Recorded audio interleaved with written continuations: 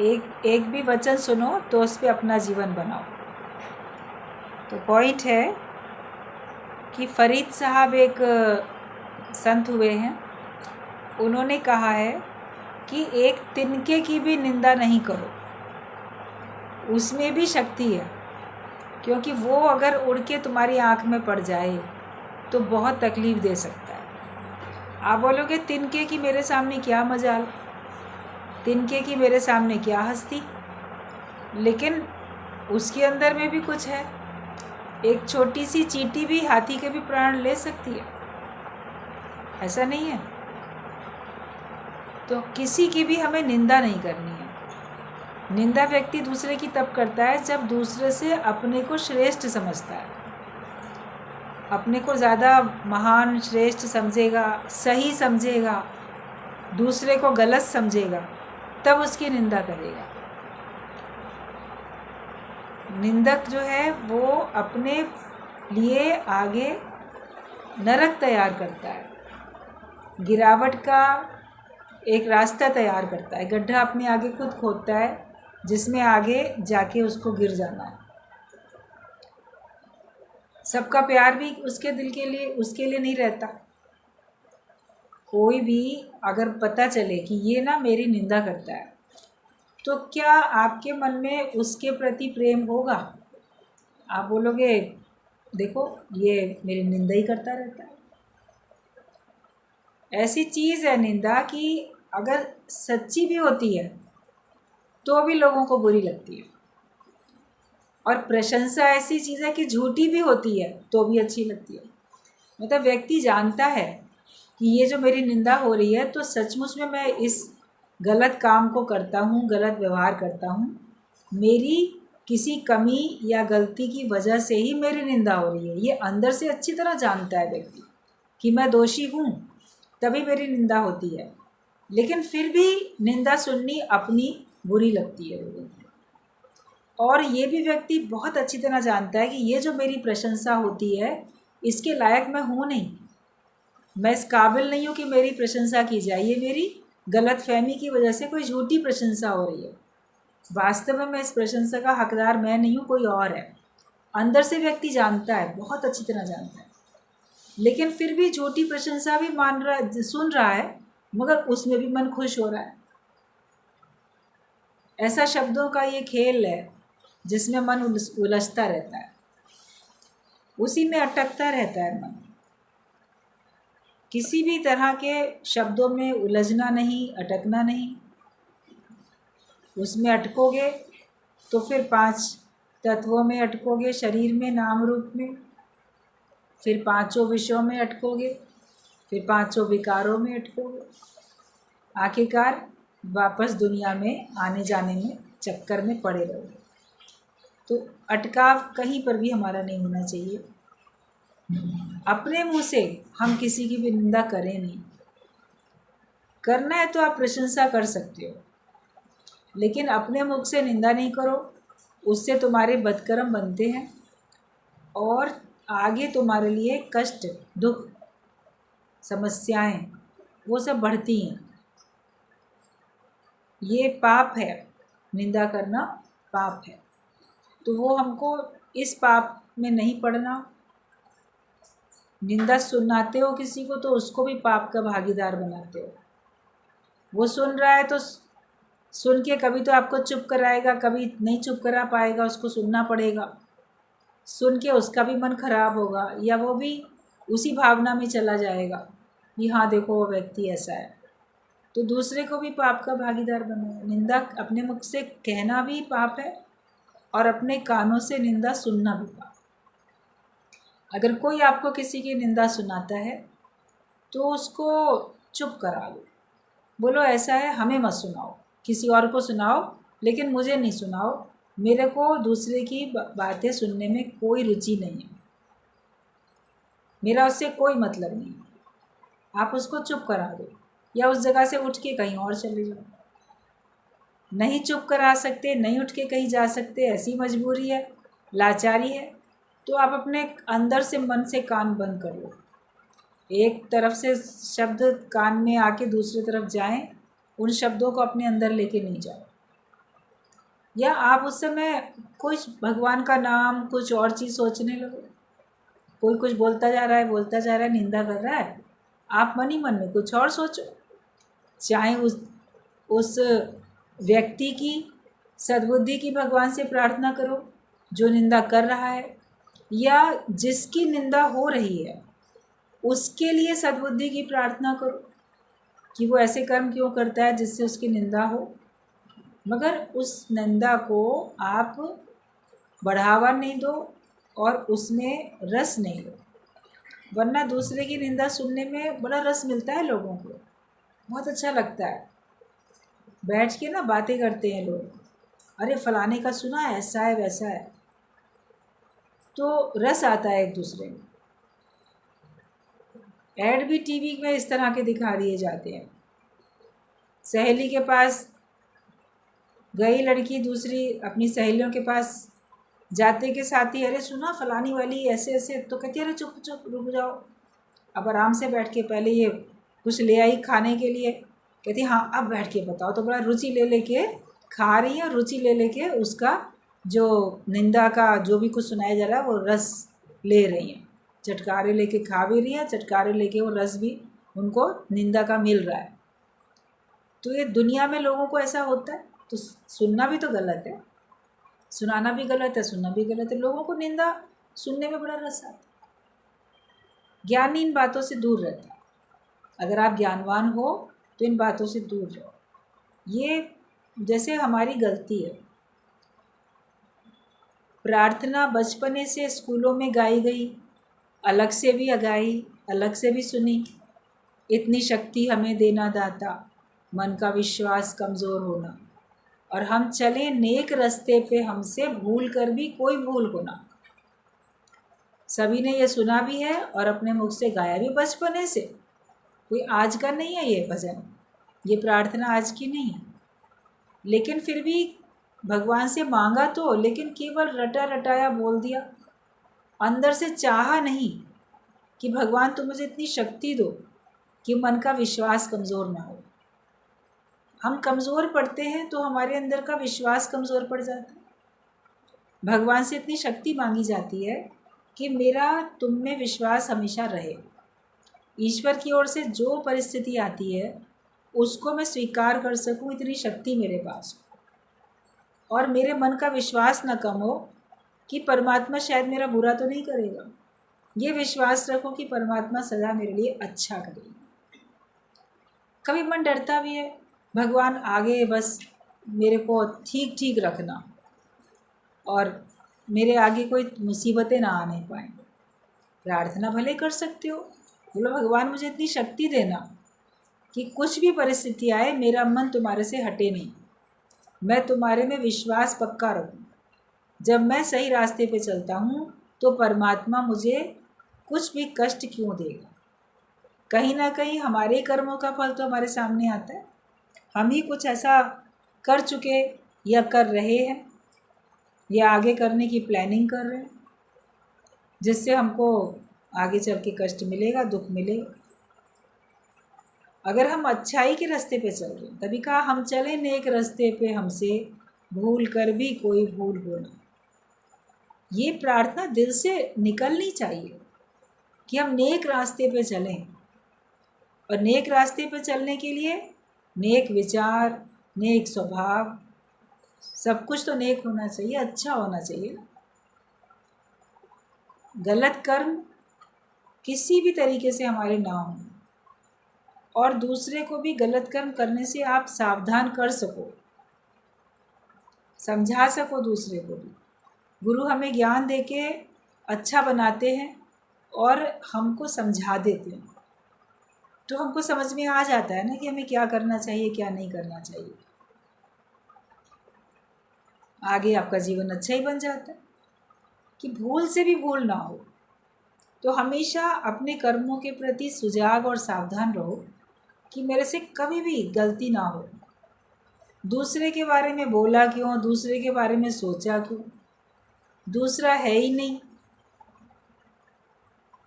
दादाजी तो बोलते थे सत्संग में कि दूसरा देखे दूसरे का बेटा, ऐसी बात बोल देते थे। तो क्या मतलब अगर तुम द्वैत देखते हो, दूसरा देखते हो, तो तुम भगवान के बेटे नहीं हो, फिर दूसरे के ही बेटे हो। मतलब प्रकृति के माया के ही तुम हो, जीव भाव वाले ही हो। असल में तो हम भगवान की संतान है। तो भगवान की संतान है तो भगवान की संतान तो भगवान और अपना आप देखेगी ना। भगवान सबको दूसरा देखता है क्या? भगवान तो सबको अपना आप करके देखता है। तो हम उसकी संतान है तो हम भी तो सबको अपना आप करके देखेंगे। लेकिन हम अगर दूसरा देख रहे हैं तो ये बोलना बंद कर दें कि भगवान तुम ही मेरे माता पिता हो। तुम तो फिर सांसारिक व्यक्ति के माता पिता तुम्हारे हैं, तुम उनके माता पिता हो, तुम उनके संतान हो, किसी के माता पिता हो, किसी की संतान हो। तो तुम दूजा दूजा देखते हो। और ऐसे मोटे तौर पे किसी को अगर कहते हैं तू अपने पिता की संतान नहीं है, तू किसी और की संतान है, तो कितनी बड़ी गाली है। तो अगर हम भगवान की संतान हैं तो हमको भगवान के जैसे लक्षण भी तो होने चाहिए, भगवान के जैसे गुण भी तो होने चाहिए। तो वरना तो हमारे लिए इतना कलंक है, गाली है कि हम भगवान के हैं ही नहीं। हम उसी अज्ञानता से उत्पन्न हुए, उसी अज्ञानता में नष्ट हो जाएंगे। जैसे कोई नाली का कीड़ा नाली में से उत्पन्न हुआ, उसी में समाप्त। काई जम गई तो फिर उसी में कोई भुनगे बन गए और फिर उसी में समाप्त हो गए। तो हमारे क्या अस्तित्व है? छोटे छोटे जो सीजनल ऐसे भुनगे वगैरह सब मच्छर बन जाते हैं छोटे छोटे से, उनका अपना कोई अस्तित्व होता थोड़ी। जितना तुम्हारा मनुष्य का अस्तित्व है, तुम्हारी तुलना में वो है क्या? कुछ भी नहीं। तो तुम इतने शुद्ध, इतने अपार रूप को लेके आए, इतनी महानता है, मनुष्य शरीर तुम्हें मिला, ये कितनी महानता की बात है, कितनी फ़क्र की बात है। बहुत भाग्यशाली होते हैं जिनको मानव तन मिल जाता है, और फिर उस मानव तन को पाके फिर हम कर्म ऐसे करें कि दोबारा हमको ये मिलेगा ही नहीं, पता नहीं क्या बनोगे जाके। तो वो सुजागी, वो सावधानी गुरु हमको कराता है कि भूल से भी भूल नहीं होनी चाहिए। किसी के बारे में न सोचो, न बोलो, न सुनो। भगवान के बारे में ही सोचो, भगवान के बारे में बोलो, भगवान की चर्चा सुनो। और अगर सुनना ही है तो आप सबकी अच्छाइयाँ सुनो, बोलना ही है तो सबकी अच्छाई बोलो। एग्ज़ाम्पल एक दिया जाता है कि एक मान लो सफ़ेद चादर है, वो चादर आप ऐसे पूरा खोल के कोई तुम्हारे से मिलने आए, उसको दिखाओ कि बताओ तुम्हें क्या दिख रहा है इसमें। और उस चादर में कहीं एक काला धब्बा लगा हुआ है। तो जैसे बोलोगे तुम्हें क्या दिखता है, तो बोलेगा ये काला धब्बा है, इसमें काला धब्बा है। सब ये तो बोलेंगे ना चादर में, ये उनको काले रंग का धब्बे पे निगाह चली गई। लेकिन कोई ये नहीं बोलेगा कि आप मुझे सफ़ेद चादर दिखा रहे हो, बोलेगा नहीं ये काला धब्बा दिख रहा है इसमें। पूरी चादर सफ़ेद है, वो सफ़ेदी नहीं दिखती है, थोड़ा सा काला धब्बा है वो दिखता है, वही हाईलाइट होता है, क्योंकि वो उस चादर की शोभा को समाप्त कर देता है, उसकी कीमत बिल्कुल ख़त्म हो जाती है। आप मार्केट से वाइट अगर शीट चादर खरीदने जाओ, बेड शीट, उसमें कहीं एक काला धब्बा हो तो आप खरीदोगे? बोलोगे हम तो नहीं खरीदेंगे। दुकानदार बोले ज़रा सा ही तो है, छोटा सा धब्बा है, बाकी तो पूरी सफ़ेद अच्छी है। तो आप बोलोगे बाकी सफ़ेद से मतलब नहीं, एक भी धब्बा उसमें नहीं होना चाहिए, तब हम इसको खरीदेंगे। तो हमारे जीवन में अगर एक भी धब्बा है तो भगवान अपना क्यों बनाएगा? जब एक चादर को आप अपना नहीं बना सकते तो भगवान आपको अपना क्यों बनाएगा? अगर आपके अंदर में भी एक काला धब्बा है, मतलब एक खोट हमारे अंदर में। और जैसे सफ़ेदी नहीं दिखाई देती, उस पर ध्यान नहीं जाता, कालिख दिखती है या कोई भी निशान पड़ा हो वो दिखता है, ऐसे ही हमारे अंदर की हज़ार अच्छाइयाँ लोगों को नहीं दिखती हैं, मगर एक खराबी, एक बुराई अगर है तो वही दिखती है, वही हाईलाइट होती है। तो वो हमको सावधानी रखनी है कि मेरे से भूल से भी कोई भूल ना हो जिससे मेरी ऐसी चारों तरफ बदनामी हो या लोग मेरी निंदा करें। निंदनीय कार्य करने से हमेशा मनुष्य को बचना चाहिए, वरना अभी जैसे गुरुजी की बात चल रही थी, वो लोग की बदनामी हो रही, तो नाम की तो बदनामी हो रही, नाम कहीं तो बुरा हो रहा है, मैं नाम थोड़ी। ठीक बात है, आप नाम नहीं हो, नाम का बुरा नहीं ना होता है, तुम्हारा नहीं होता, मगर ये देख भी तो लो कि किस कारण से हो रही है। क्या वास्तव में वो गलती है तुम्हारे में? वो है तो दूर करो, नहीं है तो परवाह नहीं करो। किसी की गलतफहमी के कारण से हमारी बदनामी हो गई, समय रहते अपने आप सब समझ में आएगा सबको कि क्या सही है तो क्या गलत है। समय सब ठीक करेगा। आप सच्चाई के रास्ते पे हो तो समय सब ठीक करेगा। तो किसी की भी हमें निंदा करनी नहीं, या किसी को अपमानित नहीं करना है, किसी को भी उसकी कमी उजागर करके बतानी नहीं है, वरना वो आप ही का नुकसान करेगा। आप सच भी बोलोगे तो भी वो आपका नुकसान करेगा। कई एग्जाम्पल ऐसे आते हैं। किसी ने सच भी अगर मान लो किसी को टोका कहा तो उसने पलट के उसी को जान से मारने का प्रयास कर लिया,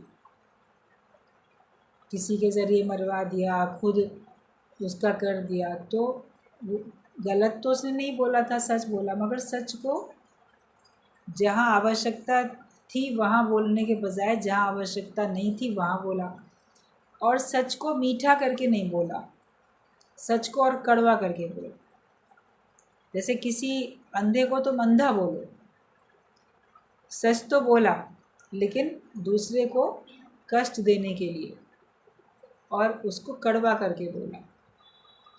पापी को तुम पापी बोलो, हत्यारे को हत्यारा, वैश्या को तुम वैश्या बोलो, सच बोल रहे हो, लेकिन वो तुम मीठा करके नहीं बोल रहे हो, तो वो किसी को पसंद नहीं आता है। और उसमें अगला तो है ही खराब, मान लो खराब कर्म करता है, उसका स्वभाव खराब है, उसका व्यवहार खराब है, उसके अंदर विचार खराब है, कर्म खराब है, तो वो अगर देखेगा ये मेरे से ऐसा करता है तो तुम्हारा और नुकसान करेगा ना।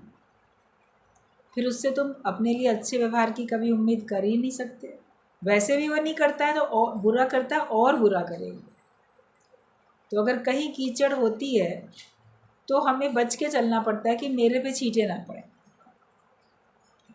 और कीचड़ कहीं है उसको दूर करने के लिए साफ़ पानी डालना पड़ता है, बाल्टी भर के कीचड़ थोड़ी डाल देंगे। कहा जाता है कीचड़ को तुम कीचड़ से नहीं धो सकते, कीचड़ को तुम साफ़ पानी से धो सकते हो। तो किसी की खराबियों को अपनी अच्छाइयों से तुम फिर भी धो सकते हो, दूर कर सकते हो, लेकिन बुरे के संग बुरा करके आप उसकी बुराई को समाप्त नहीं कर सकते। महात्मा गांधी ने बोला है घृणा पाप से करो, लेकिन पापी से नहीं करो। वो कर्म गलत है, उससे घृणा करो और उससे बचो। पापी को सुधरने का अवसर मिलना चाहिए, उसके सुधार के लिए प्रयास होना चाहिए। सफल हो जाते हो तो ठीक है, नहीं हो जाते हो तो उसकी गत मत। मगर हमें नफ़रत तो किसी से भी नहीं करनी है, घृणा हमको किसी से भी नहीं करनी है। तो ये कहा गया, फरीद साहब ने भी ये बात बोली कि एक तिनके की भी निंदा नहीं करो। अगर उसकी भी निंदा करोगे उसमें भी बड़ी शक्ति है। अगर वो उड़ के तुम्हारी आँख में चला जाए तो तुम्हें बहुत कष्ट दे देगा। तो किसी को अपने से बहुत छोटा भी नहीं समझो और उसको तुम व्यर्थ में कष्ट भी नहीं दो। Why you are burning your blood with the mistake of others?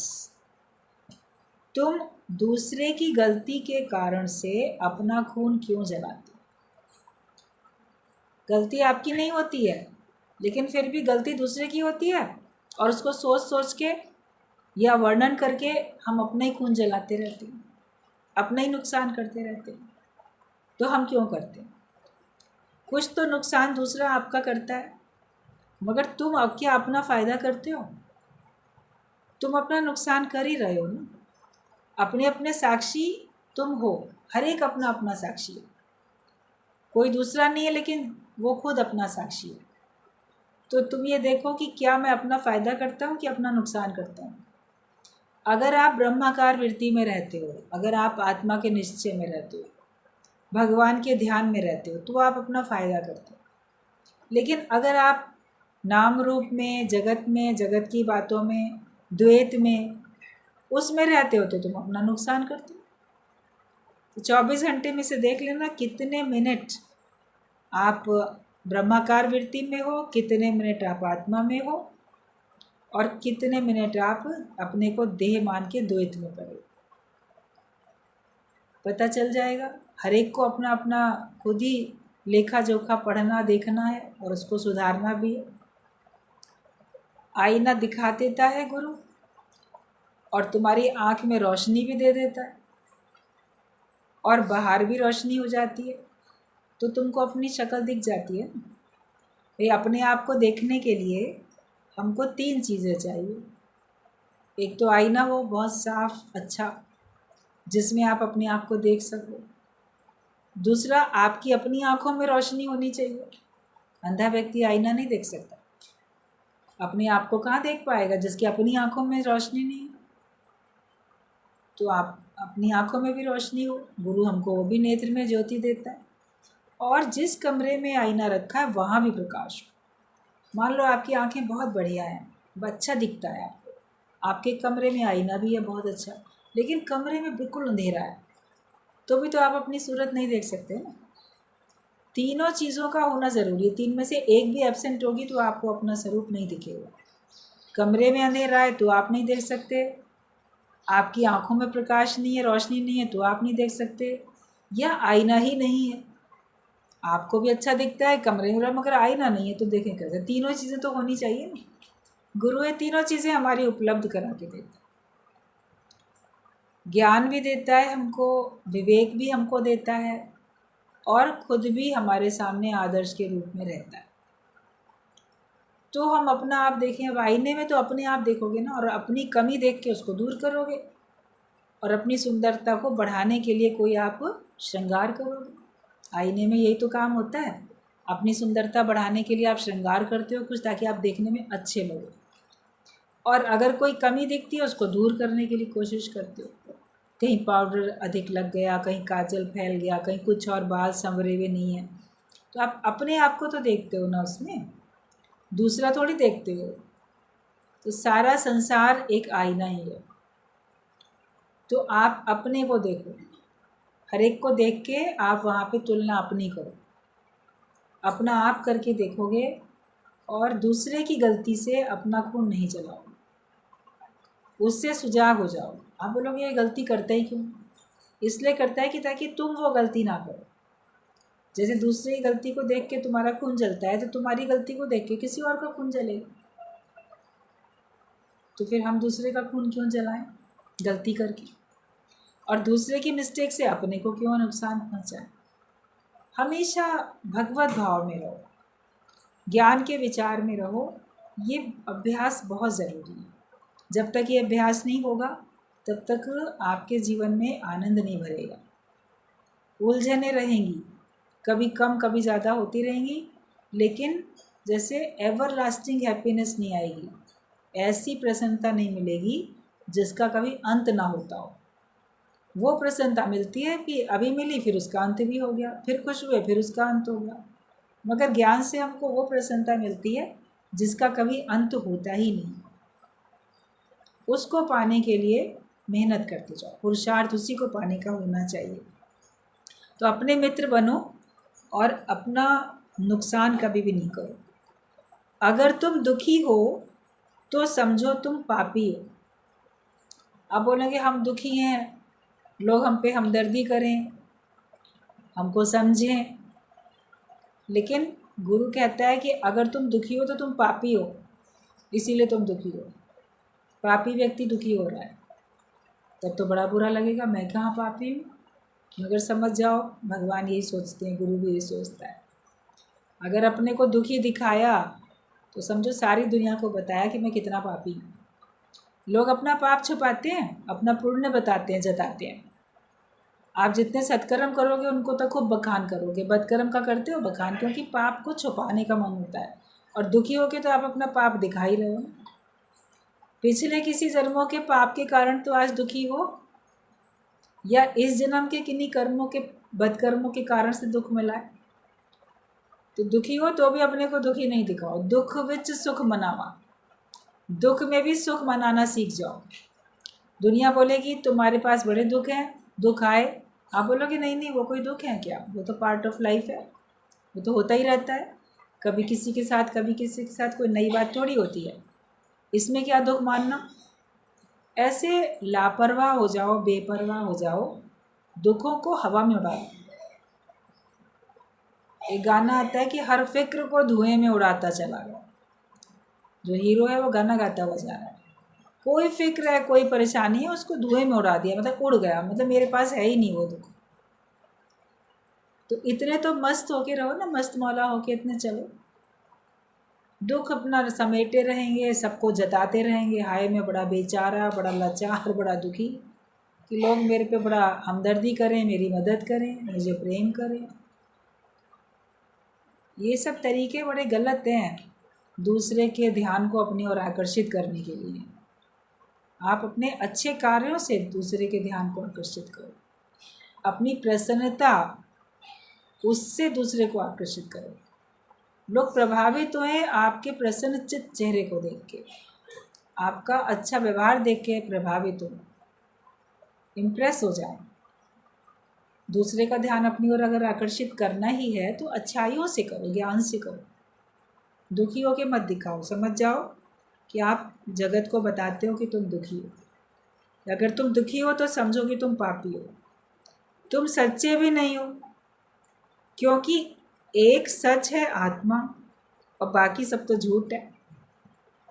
जो भी कारण है तुम्हारे दुख का वो किसी जगत के कारण से ही तो है, माया के कारण से ही तो है। तो झूठ में पड़े हो तुम। आप बोलोगे नहीं मैं तो सचमुच में दुखी हूँ, मेरे दुख बहुत सच्चे हैं, मैंने सच बात बताई। मगर तो सच भी बोला, जगत में सच भी झूठ है। जब जगत ही मिथ्या है तो उसकी बातें भी मिथ्या है, उसके दुख सुख सब मिथ्या है। आत्मा ही सत्य है तो उसी में रहना सत्य है। तो हम पापी भी हैं, हम झूठे भी। तो झूठे और पापी को सुख कैसे मिलेगा। जब आप ये झूठ छोड़ देते हो, सच में आ जाते हो, सच से प्रीत हो जाती है, फिर आप देखोगे कि आपको प्रसन्नता भी भरपूर मिलती है, आपका मन हमेशा खुश रहता है। ये हमेशा कोशिश करो कि मैं कभी भी दुखी हूँ नहीं, और अगर कभी दुख किसी कारण से महसूस हुआ उसको मैं तुरंत दूर कर सकूँ, हवा में उड़ा सकूँ उसको। मेरे से ये बात लागू नहीं होती है, ये दुख मेरा नहीं है। अपने में मान लेते हो ना, सुख भी और दुख भी, न सुख मेरा न दुख मेरा, कुछ मेरा नहीं है। अगर है भी तो बोलो ये गुजर जाएगा, अभी है तो बाद में नहीं रहेगा। आगे आप बोलोगे बना ही नहीं। अपना जीवन हर एक को ज्ञानवान होके बना के बिताना है, इसके लिए खुद ही पुरुषार्थ करना है हर एक को। जो इंसाफ देखता नहीं है तो उसे इंसाफ मिलता भी नहीं है। आप बोलते हो कि हम बड़े दुखी हैं, भगवान इंसाफ नहीं करता, हमको तो इंसाफ नहीं मिलता। यह दुनिया में बेइंसाफ़ी हो रही है। तो जो बोलता है कि दुनिया में बेइंसाफ़ी होती है तो उसको इंसाफ मिलता भी नहीं है। तो जो इंसाफ करेगा वो तो सबके लिए करेगा। जो भी इंसाफ करेगा तो सबके लिए करेगा ना। भगवान तो सभी के लिए इंसाफ करेगा, अकेले तुम्हारे लिए थोड़ी करेगा। तो जो इंसाफ करके देख रहा है, ईश्वर जो भी करता है अच्छा ही करता है, तो उसके संग भी इंसाफ होता है। लेकिन आप देखते हो संसार में ना बड़ी बेइंसाफ़ी हो रही है, भगवान तो बड़ी बेइंसाफ़ी कर रहे हैं, तो तुम्हारे संग जो हो रहा है तुमको वो भी बेइंसाफ़ी लगेगी। उसमें तुमको इंसाफ कहाँ लगेगा जब तुमको सारे संसार में दिखता है बेइंसाफ़ी होती है। तो अपने लिए बोलोगे भगवान मेरे साथ भी बड़ी बेइंसाफ़ी कर रहा है। लेकिन जो संसार में इंसाफ करके देखेगा, न्याय करके देखेगा, जो हो रहा है सब न्यायकारी है, भगवान न्याय कर रहा है, तो तुम्हारे संग भी जो होता होगा उसको भी तुम न्याय करके देखोगे। तो इसीलिए बोला गया कि जो इंसाफ करके देखेगा तो उसके साथ इंसाफ होगा। मतलब जो कुछ दुनिया में घटनाएं घटती हैं बोलो उसमें भगवान ने कुछ बुरा नहीं किया, कुछ गलत नहीं किया। हर एक को उसके कर्मों के फल के द्वारा हिसाब किताब बिल्कुल सही न्याय मिला है। भगवान कभी जीवन में किसी के भी अन्याय नहीं करते हैं, हमारे जीवन में जो कुछ भी हमको प्राप्त होता है वो हमारे कुछ पिछले या अब के कर्मों के हिसाब से मिलता है। कोई कर्मों का फल इसी जन्म में करके इसी जन्म में मिल जाता है, कुछ कर्मों का फल हम पिछले जन्म में कर आए थे, वहाँ नहीं भोग पाए, वहाँ रह गया भोगने से, तो वो अब मिलता है। पिछले से पिछला, उससे पिछला 100 जन्म पहले भी जो कर्म किए होंगे वो आज आपको 100 जन्म के बाद भी उसका फल भोगने को मिल सकता है। ये नहीं है कि इतने जन्म के बाद क्यों मिलता है, बचा रह गया है आपका भोगने से किसी भी कारण से, तो जब भगवान उसका वैसा ही संजोग बन जाता है तो तब उसका अवसर वैसे मिल जाता है। तो ईश्वर हमेशा न्याय करता है। न्याय ही देखो तो आपको अपने जीवन में कभी अन्याय दिखेगा ही नहीं। आप कभी ये बोल नहीं सकोगे कि मेरे साथ बड़ा अन्याय हुआ है। तो जो इंसाफ देखता नहीं है तो उसे इंसाफ मिलता भी नहीं। तुम अपने ऊपर जुल्म करते हो अगर तुम इंसाफ जब नहीं देखते। अगर आप भगवान का न्याय नहीं देखते, अन्याय देखते हो, अपने लिए भी भगवान का अन्याय देखते हो कि भगवान मेरे संग बड़ी बेइंसाफ़ी करता है, तो ये तुम अपने ऊपर जुल्म कर रहे हो। कोई दूसरा किसी को सताए, बड़ा बुरा लगेगा, ये कैसा कठोर व्यक्ति है, राक्षसी प्रवृत्ति का है, कितना दूसरे को सताता है, कितना जुल्म कर रहा है किसी के ऊपर। लोग अपने परिवार वालों पे मारपीट करते हैं, गाली और चोट पहुंचाते हैं, शारीरिक, मानसिक, आर्थिक चोट पहुंचाते हैं, लोगों का बहुत नुकसान करते हैं। कहते कितना जुल्म कर रहा है ये। पशु पक्षियों के ऊपर बड़ा जुल्म करते हैं, कोई प्रकृति का बड़ा नुकसान करते हैं, तो लगता है ये कैसा जुल्म करते हैं। वो लोग तो बड़े बुरे लगते हैं, मगर तुम स्वयं अपने ऊपर जुल्म कर रहे हो, उसके लिए तो तुम ही जिम्मेदार हो। अगर तुम इंसाफ करके नहीं देख रहे हो तो तुम ये अपने ऊपर जुल्म करते हो, मतलब तुम अपने को ही सता रहे हो। न्याय ना देखना, बेइंसाफ़ी देखना, उससे तकलीफ़ हो किसको रही है? आखिरकार उससे तकलीफ़ तो तुम्हें ही हो रही है ना, किसी और को तो नहीं हो रही तकलीफ़। जो जैसा देख रहा है वो वैसा फील कर रहा है। जो सब जगह सर्वत्र न्याय देख रहा है वो आनंद में है, जो अन्याय देख रहा है वो परेशानी में। तो तुम अपने ऊपर ही जुल्म कर रहे हो, कोई दूसरा तुम्हें नहीं सताता जितना तुम अपने को स्वयं सताते हो। गलत विचार रख के तुम अपने को सताते हो। गुरु बचाता है इस प्रकार का कर्म करने से, ना दूसरे को परेशान करो ना अपने को परेशान करो। अपने कर्मों के प्रति सुजाग और सावधान हो केवल। तो इंसाफ हमें देखना है, और अगर तुम नहीं देखते हो तो तुम अपने ऊपर ही जुल्म करते हो। हर एक अपने अपने स्वभाव के अनुसार ही दुखी होते हैं। किसी का स्वभाव है बहुत दुखी होता है, किसी का स्वभाव है उसी परिस्थिति में कम दुखी होता है, किसी का स्वभाव है उस परिस्थिति में बिल्कुल दुखी नहीं होता। तो हर एक अपने अपने स्वभाव अनुसार तो दुखी होता है। कोई कहता है मैं ना बड़ा सेंसिटिव हूँ, मुझे किसी की बात एकदम से लग जाती है, चुभ जाती है, मेरे में सहनशीलता की कमी है, मैं शब्द नहीं सह सकता, मैं कष्ट नहीं सह सकता, मैं मौसम गलत नहीं सह सकता, मेरे अंदर सहन शक्ति नहीं है, बहुत जैसे होता है कई बातें। तो हर एक अपने स्वभाव के अनुसार ही तो दुखी होता है। अगर 4 भाई एक ही बिजनेस करते हैं और लॉस होता है तो चारों अपने अपने स्वभाव अनुसार कम या ज़्यादा दुखी होते हैं, परेशान होते हैं। संसार में ऐसे ही है। लेकिन अपने स्वभाव को भगवत भाव से वश में करो।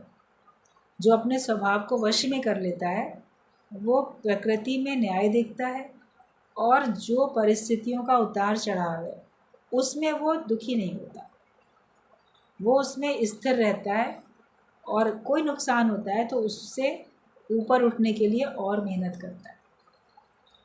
अपने स्वभाव को हमें ज़रूर वश में करना है, क्योंकि हर एक अपने स्वभाव के अनुसार ही दुखी होता है।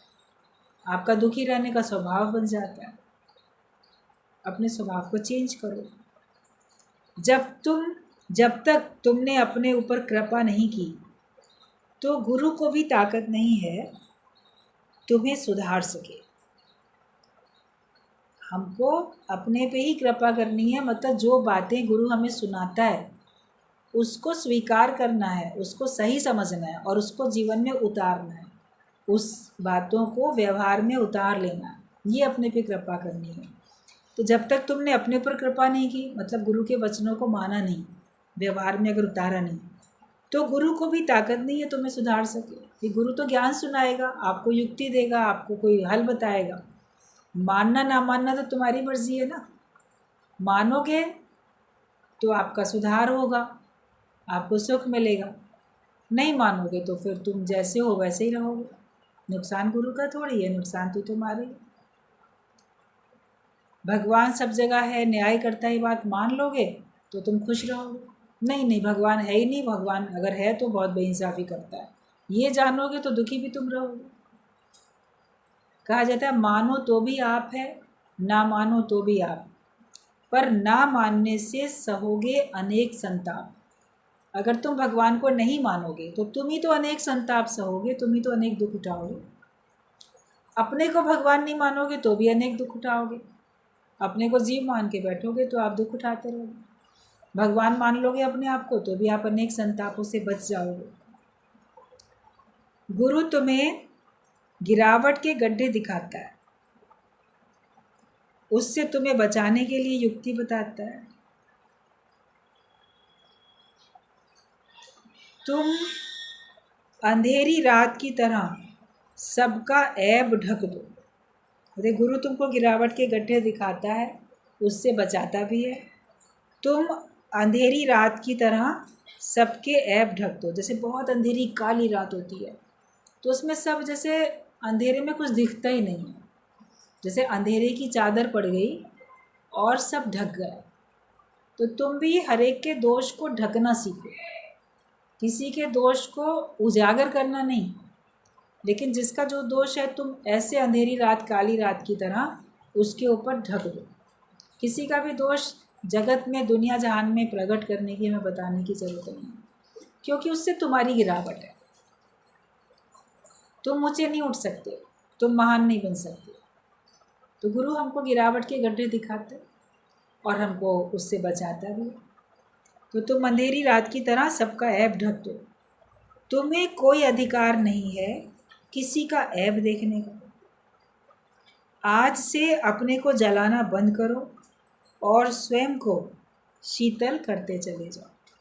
बस एक यही बात है, अभी तक नहीं किया तो आज से शुरू करो कि आज से अपना खून जलाना बंद कर दो, अपना दिल जलाना बंद कर दो, अपने को नुकसान पहुंचाना बंद कर दो और अपने को शीतल बनाते चले जाओ। संत शीतल होते हैं, संत मतलब शांत, जो शांत रहता है बाहर भीतर से उसके अंदर शीतलता रहती है, जो अशांत है उसी के अंदर खलबली आग जलती रहती है। और संत बड़े परमार्थी, शीतल जाके अंग, तपत बुझाएं और की दे दें अपना रंग। तो वो परमार्थी होते हैं, उनके अंदर शीतलता भरी होती है और वो सबकी तपन जो जल रहे हैं बिना आग जले संसार, वो सबकी तपन बुझा देते हैं और सबको शीतल बनाते जाते हैं। संत सबको आप समान बनाता है, सबको शीतल बनाता है। तो हमें भी अपने को जलाना आज से बंद कर देना है, अगर जला रहे हो अभी तक तो, वरना तो जो सत्संग में आ जाता है वो तो यही भजन गाता है, मैं दुनिया के तापों से बच गयो रे, आनंद भयो रामा आनंद भयो। वो तो दुनिया के तापों से बच जाता है। नहीं बचे हो तो आज से बच जाओ और प्रभु का गुणगान करो, महिमा के गीत गाओ, शुक्राने गाओ, जो मिला है उसके शुक्राने गाते चले जाओ। तो तुम्हें दुख का दिन कभी देखना नहीं पड़ेगा। तुम हमेशा अपने को शांत, शीतल और प्रसन्न हमेशा अपने को महसूस करो।